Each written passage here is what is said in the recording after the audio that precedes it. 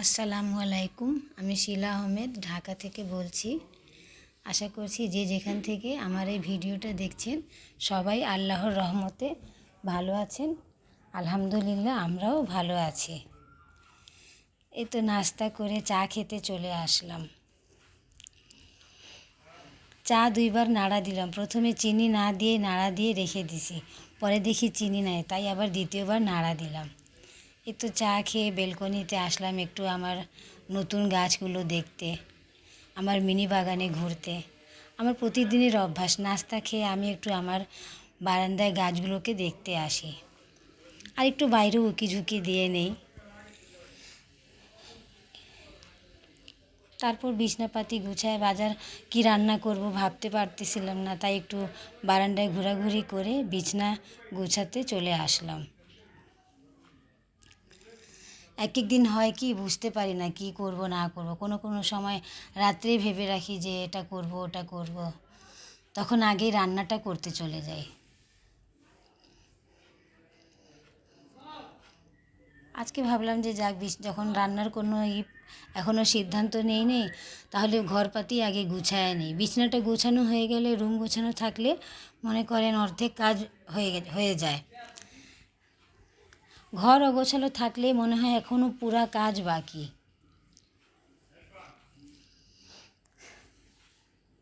এই তো বিছনাটা ঝেড়ে, শীতকালে তো এমনিতেই কাজ বেশি হয়ে যায়, খেতা ভাঁজ করো, কম্বল ভাঁজ করো, বাড়তি কাজ থাকে। আর বিছনাটা ঝাড়ার পর একটু ফার্নিচার না মুছলে ভালো লাগে না। শীতের দিনে, শীতের মৌসুমে এমনিতেই তো ধুলা অনেক, মানে মোছার পরেও বিকাল হতে না হতে মনে হয় না দেখে যে এগুলো মোছা হয়েছে। আমি ড্রেসিং টেবিলে একটা কাপড় বিছায় রাখি। অনেক সময় দেখা যায় কি পানির বোতল ভিজা রাখলে টেবিলটা নষ্ট হয় না, কাপড়ের উপরেই পানিটা থাকে। এই যে দেখেন কত এখনও নতুনের মতোই আছে।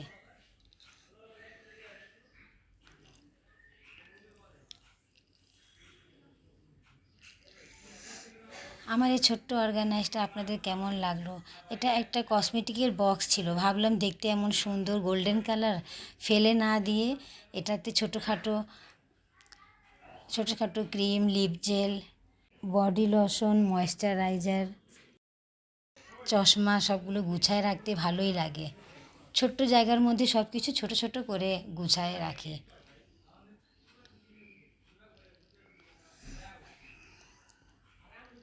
এই যে ওয়ার্ড্রোব মুছে, আলমারি মুছে তারপর রান্নাঘরে যাব, সবগুলো হালকা পাতলা এভাবে করলাম। আবার যখন দেখি বেশি ময়লা হয় তখন একবার ডিপ ক্লিন দিই। এখন জাস্ট একটু ধুলা পরিষ্কার করে নিলাম। এই তো আপনাদের ভাইয়া বাজারে গিয়ে গরুর গোশ নিয়ে আসছে। এখানে 3 কেজি গোশ আছে। আমি কিভাবে এটাকে ভাগ করে রাখি এটা আপনাদের সাথে একটু শেয়ার করলাম। 3 কেজি গোশকে প্রথমে 4 ভাগে ভাগ করলাম। তারপর এখান থেকে 2 টুকরা করে নিয়ে আরেকটা ভাগ করব। কারণ কি জানেন, এই চার ভাগ 3 ভাগ তো রান্না করে নেব, এভাবেই একটু বেশি করে ভাগ লাগানো হয়েছে। আর অল্প যে ভাগটা করব সেটা মনে করেন কোনো দিন ভাজি, ভর্তা বা কিছু থাকলে ওই অল্পটা দিয়ে মনে করেন আলু দিয়ে বা একটু সবজি দিয়ে ভুনা করে রাত্রের জন্য করে নেই। এর জন্যই ছোট্ট একটা ভাগ। অনেক সময় দেখা যায় কি এই রান্না করতে করতে মাছ মাংস থাকে না, তখন এই অল্প ভাগাটা দিয়েই একসময় কিন্তু কাজ চালানো যায়।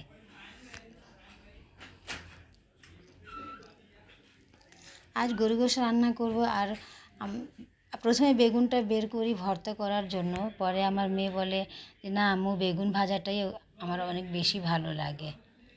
তা কী আর করার, বাবার ভালো লাগে ভর্তা, মেয়ের ভালো লাগে ভাজা। বাবারটা বাদ দিয়ে মেয়ের শখটাই পূরণ করলাম। তো এভাবে গুছিয়ে রেখে একটা পলিথিন ব্যাগে গিঁট দিয়ে রাখি, যাতে চিহ্নটা থাকে যে হ্যাঁ এই একটা একসাথে সবগুলো থাকে। যেমন মুরগি যদি থাকে, আমি মুরগিটাও এভাবে এক জায়গায় করে ভাগা করে রাখি।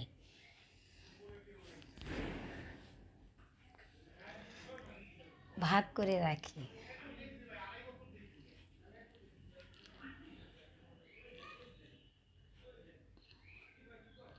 অল্প ছিল তাই এই ডিপে রেখে দিলাম, যদি এর চেয়ে বেশি হতো তো বড় ডিপে রাখতাম। এই তো দেখেন আপনাদের ভাইয়া কত আদা, রসুন, কচুমুখি, চাল কুমড়া আনলে মানে সব একবারে এনে রেখে দেয়। এই তো পেঁয়াজ কেটে গোশটা বসায় দিব।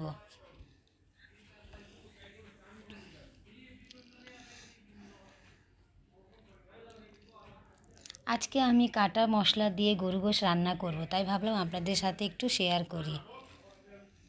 কিছু মশলা আদা রসুন একটু কেটে দিব, বাকিটা একটু ক্র্যাশ করে থেতো করে দিব। আমি তো প্রথমে কি করি, গরু গোশটাকে প্রথমে ভালো করে খুব ধুয়ে নিছি। ধোয়ার পরে আমার এটাই অভ্যাস অনেক দিন ধরে। আমি ধোয়ার পর এটাকে গরম পানি দিয়ে ভিজিয়ে রাখি। অনেক সময় দেখা যায় যে এ, গরুকে কত রকমই খাবার খাওয়ানো হয়, গরম পানি দিয়ে ধুলে আমার মনে একটা থাকে যে গোশটা একটু বেশ ভালো করে পরিষ্কার করা হলো।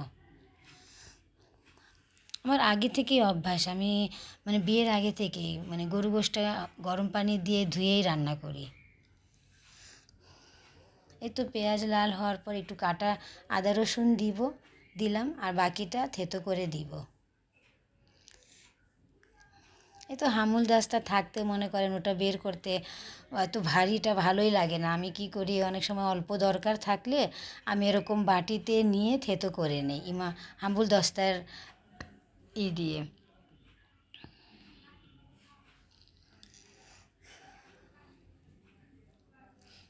যেদিন মনে করেন কাজের চাপ থাকলে সব দিক থেকে থাকে। এক এক দিন একটু হালকা থাকে, কোনো কোনো দিন খুব বেশি কাজের চাপ পড়ে যায়।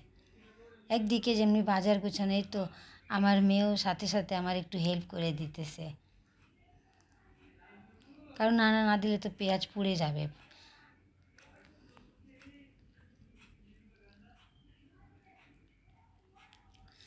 মানুষের জীবন কাজ আর কাজ, কিন্তু এই কাজের মাঝে আমাদেরকে আমাদের আল্লাহর ইবাদতটাও মনে করে করতে হবে। কারণ কি, এটা হলো এক পলকের জীবন। হঠাৎ মনে করেন এক পলকের জীবনের জন্য আমরা আখিরাত কেন খারাপ করব? আমাদেরকে সবসময় মাথায় চিন্তা রাখতে হবে যে আখিরাত আগে। যতদূর চেষ্টা করি যে ঝটপট তাড়াতাড়ি রান্না করে কিছুটা হলেও আল্লাহর ইবাদতে মশগুল থাকতে। কারণ কি জানেন, নামাজ নামাজ এমন একটা জিনিস যে যে কোনো বড় ছোট বিপদকে থেকে রক্ষা করে। বিপদ আসে ঠিকই, বিপদ আসাটা বড় না, কিন্তু কেটে যাওয়াটা বড়। আর আমরা যদি কাজের ফাঁকে আমাদের আল্লাহকেও মনে করি, আল্লাহর ইবাদত করি, তো মনে করেন বিপদ যে কোনো সময় আসলেও ওটা কোনো রকম ক্ষতি করতে পারে না।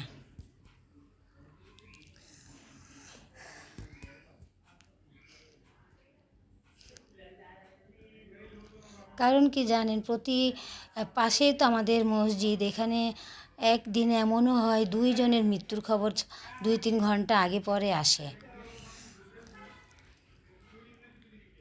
তখনই মনে হয় যে কি আমাদের এই জীবনটা, এই আছে এই নাই। তাই আমার মা বোনদের উদ্দেশ্যে আমি এটাই প্রায় বলতে চাই যে আমরা সব কাজের সাথে সাথে যাতে নামাজটা পড়ি। এই তো আদা রসুন থেতো করে দিয়ে তারপর রেগুলার যে মশলাগুলো ওগুলো দিয়ে দিব। আমি আবার কি করি, মনে করেন রান্নাটা তাড়াতাড়ি করার জন্য গোশটা দিয়ে তখন মশলাগুলো দিতে থাকি আর একদিকে কষাতে থাকি।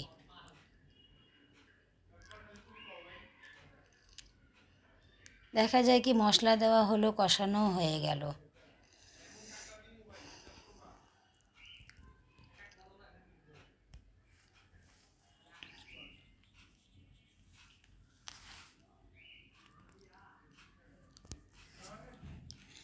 রান্নাটা এত মজা হয়েছিল, মুখে মুখে যখন আমি খাবারের সময় খেলাম তখন ঠিক মনে হইতেছিল যে এটা কুরবানির মাংস, এতই মজা হয়েছিল।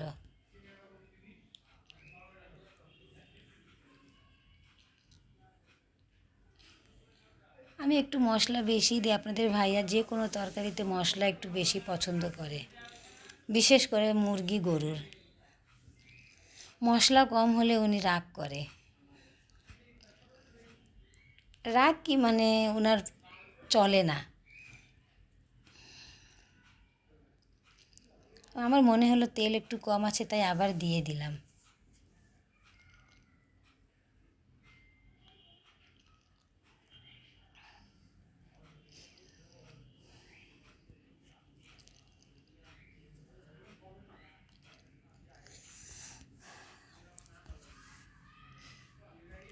প্রথমে আমি পানি দেই না, ওই মশলার ভিতরে একটু অল্প আঁচে মাংসর পানিটা একটু কষায় শুকায় নেই, তারপর পানি দেই। এতে করে হয় কি, মশলাগুলো কষানো হয়ে যায় আর গোশটাও একটু ভাজা ভাজার মতো হয়ে যায়। এই তো বেগুন কেটে নিব। বেগুন কাটার সময় দেখেন কত সময় নিয়ে ভাবতেছি যে পাতলা করে কাটবো না মোটা করে। আমার মেয়ে বলতেছে আম্মু একটু পাতলা পাতলা করেই কাটো। আর পাতলা করে কাটলে দেখা যায় যে ভাজার সময় এমনিতেই ছোট হয়ে যায় যত মোটা করে কাটা হয়। তাই কিছুটা মোটা করে কাটলাম, কিছুটা পাতলা করে।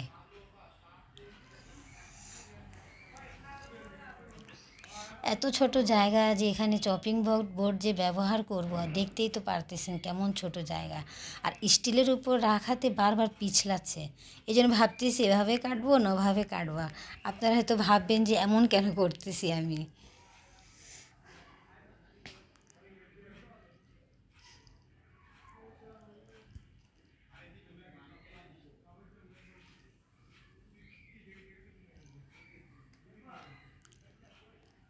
ছোট জায়গায় অনেক বুঝে কাজ করতে হয়, অনেক সময় দেখা যায় অনেক কিছু পড়েও যায়।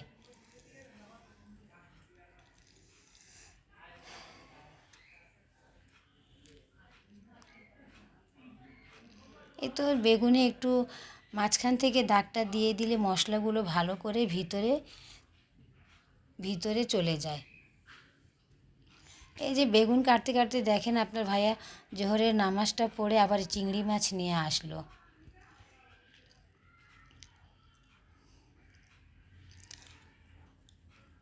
আর মাছ হোক যেটাই হোক, একটু মাছ বিশেষ করে মাছটা কুটে না রাখলে একটু আরও নরম হয়ে যায়। তাই এখন চিংড়ি মাছটাও কুটে নিব।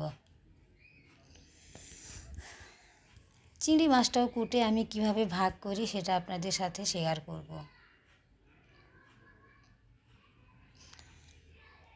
কারণ কি, খেলে তো মনে করেন একবারেই সব খাওয়া হয়ে যায়। আর আমি যদি বুঝে শুনে চলি তাহলে এটা আমারই লাভ, তাই না? আজ হোক কাল হোক আমার জিনিস আমিই খাবো। হয় কোনো দিন বেশি, না হয় কোনো দিন একটু কম। এই তো দেখেন মশলার সাথে গোশটা ভালো করে কষানো হয়ে গেছে।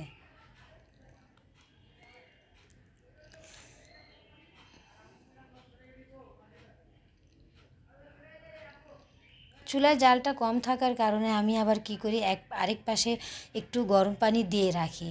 এখন তরকারিতে যদি ঝোল দেওয়ার থাকে তাহলে গরম পানিটা দিলে আরেকটু বেশি ভালো হয়, তাড়াতাড়ি হয়।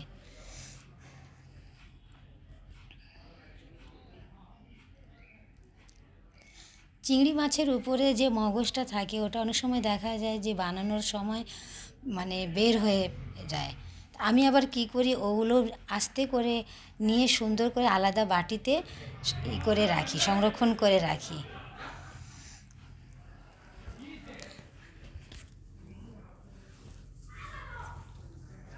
আসলে চিংড়ির এই মগজটা জানি না সবাই রাখে কি না, কিন্তু আমি এটাকে সুন্দর করে মানে একটু ভালোভাবে সাবধানভাবে বের করে একসাথে করে রেখে যখন রান্নাটা করি অনেক মজা হয়। এই তো সুন্দর করে ধুয়ে আমি ভাগ লাগাই নিছি। বাটিতে যে রাখলাম এই দেখেন কতগুলি মগজ একসাথে করে রেখেছি। যখন রান্না করব একসাথে এগুলো দিয়ে রান্না করলে অনেক মজা হয় তরকারিটা। যে ধুয়ে এভাবে পলিথিনে করে ডিপে রেখে দিব, যাতে কালকে আমার আর ধোয়ার বা কোনো রকম কিছু করার ঝামেলা না হয়। 3 ভাগ করার পর মনে করেন আরেক জায়গায় যে 3 টুকরা দেখলেন ওটা আমি একসাথে অন্য জায়গায় রেখে দিব, যাতে কোনো সময় কোনো তরকারিতে প্রয়োজন হলে ছোটো ছোটো টুকরা করে কেটে দিয়ে দিব। এই তো দেখেন আমার তরকারির ফাইনাল লুক। এই যে বেগুন ভাজা করলাম, এরই মাঝে অনেক কাজ করলাম। নামাজ, খাওয়া দাওয়া, নামাজ, গোসল, টুকিটাকি আরও অন্যান্য দিকে বেসিন ধোয়া, গোছানো করে এই যে মা আমি খেতে বসলাম।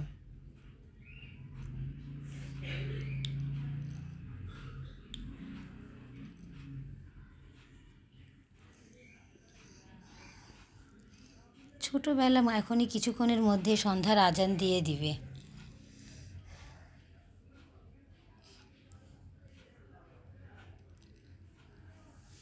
ওর বাবা আগেই খেয়ে নিয়েছে, আমি এখন খাইতেছি। উনি আবার নামাজ মনে করেন আসরের আজানের আগেই খেয়ে নেয়। আমাদের তো আসরের আজান হয়ে গেছে আমাদের খেতে খেতে। আসরের আজানটা যখন দিয়ে দেয় আমি ভাবি নামাজটা পড়েই একবারে খাই।